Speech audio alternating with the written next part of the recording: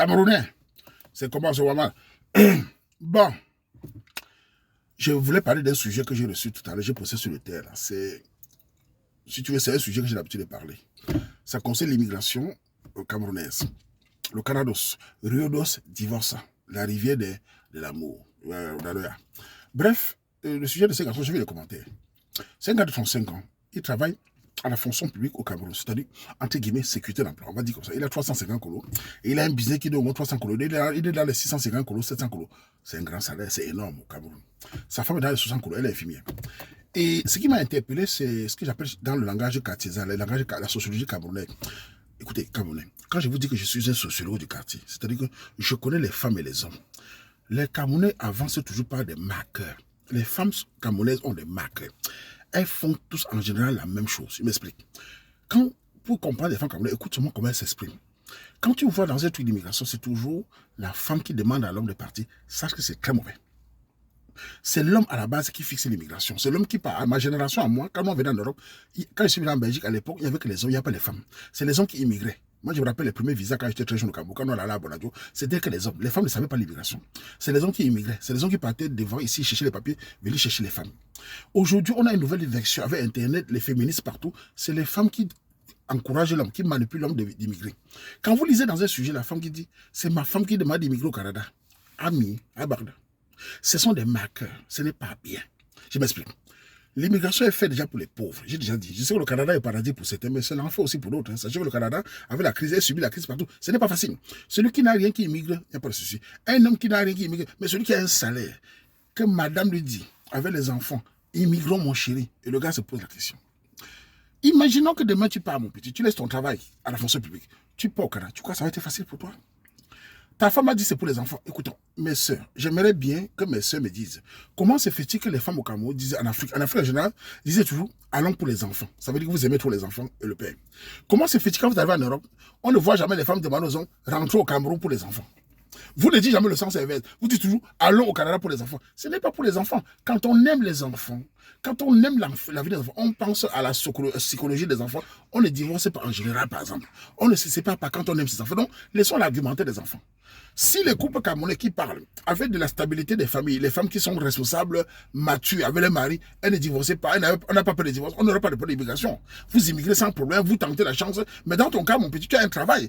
Il est mieux de chercher tes dos, tu peux faire un tour de voyage avec ton gars, si tu veux voir l'Europe, et tu rentres te stabiliser avec ton argent. Parce qu'en partant au Canada, tu risques de l'île. Je le dis parce que quand j'ai vu ton sujet, j'ai écouté ton 5 ans, tu te poses la question. Ce n'est pas facile. 80% de chances que ça se passe mal. Surtout que dans un pays comme le Canada que nous connaissons. Je sais que les Camerounais, aujourd'hui, on a des journalistes, des colonels, des procureurs, des hommes. Tout le monde immigre, tout ça. Mais l'un est lu pour beaucoup d'hommes. Nous le savons. Les familles se disloquent. Pourquoi? Parce que c'est des pays où il y a c'est vrai qu'il y a le social, il y a l'information, mais il y a aussi sur le plan familial africain, c'est la catastrophe. Ils ont permis à ce que beaucoup de femmes africaines perdent la tête. Beaucoup de femmes africaines ne supportent plus rien. Elles sont dans un moyen, on les encourage à diaboliser, à mentir, à accuser. Les divorces, c'est la magie.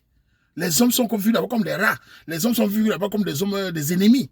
Sauf les femmes sont mieux traitées là-bas et le chien. Donc il faut le savoir. Je ne dis pas que tous les couples sont bons, mais beaucoup de couples subissent cela, surtout les couples fragiles de nos jours. Où elles ont la part du gain, la facilité des médias, femmes fortes, et les hommes aussi là-bas ne peuvent rien dire, parce que la prison nous guette tous. Donc, petit frère, réfléchis bien.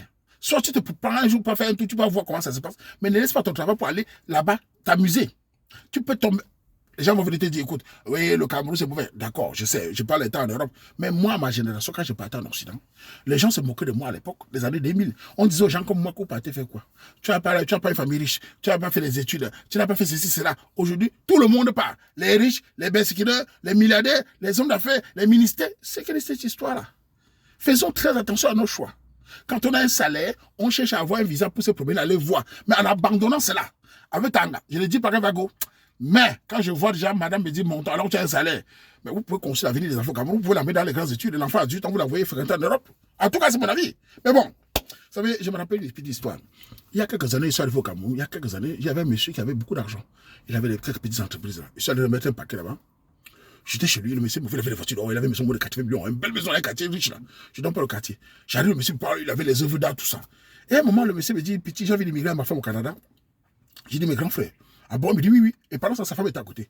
Sa femme, il fait en temps comment je suis en train de dire, mon mari, vous avez bien réfléchi. Elle vient une fois couper la parole. Oui, on va partir pour les enfants. À un moment, le tien est parti m'accompagner. En gros, j'ai dit, grand frère, tu go là-bas comme ça avec les deux. Il me dit, petit frère, l'argent que tu vois là, c'est bien, mais allez au Canada, madame m'a dit que là-bas, on va être bien. Ce grand n'a pas écouté. J'ai voulu conseiller. Bon, vous savez que ces barons-là ne nous écoutent pas. Il est aujourd'hui presque fou, entre guillemets. Il a perdu la tête. Il a émigré avec 4 ou 3 enfants. Même pas 2 ans. J'en pense seulement qu'il parle seul. J'en pense seulement que oh, la neige, je vais finir avec lui. Oh, GSC. Oh, Tabernacle. Oh, Montréal. Oh, les pasteurs des pays de l'Amérique latine. Les pasteurs de certains pays africains. Là. Oh, ouais. Ouais, man. Ce grand, un monsieur costaud, il est devenu comme ça. Sa maman pleut au Cameroun, son fils a tout maigri.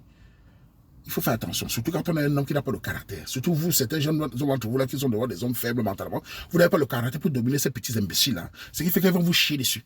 Quand vous êtes sûr d'avoir, vous avez grandi dans la barrière, vous n'avez pas les nerfs, vous ne pouvez pas contrôler une femme, et qu'elle arrive à prendre les copines, elle va te menacer, elle va te finir. Je ne dis pas tous, donc, vous les hommes fragiles, quand vous n'êtes pas fort, restez au Cameroun avec vos femmes. Quand vous n'avez pas les hommes au Cameroun, ah, vous dites ça, je sais que ça va énerver les hommes, mais bon.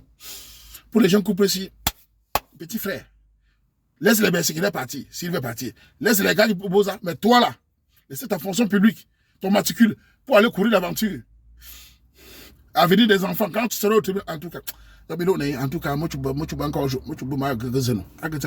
Moi, 650 000 francs par mois. Il y a une aventure au Canada. Rio de ce pays, pas problème. Bien sûr, le Canada a une opportunité. Bien sûr, le Canada a une bonne éducation. La famille qui a une bonne éducation. En tout cas,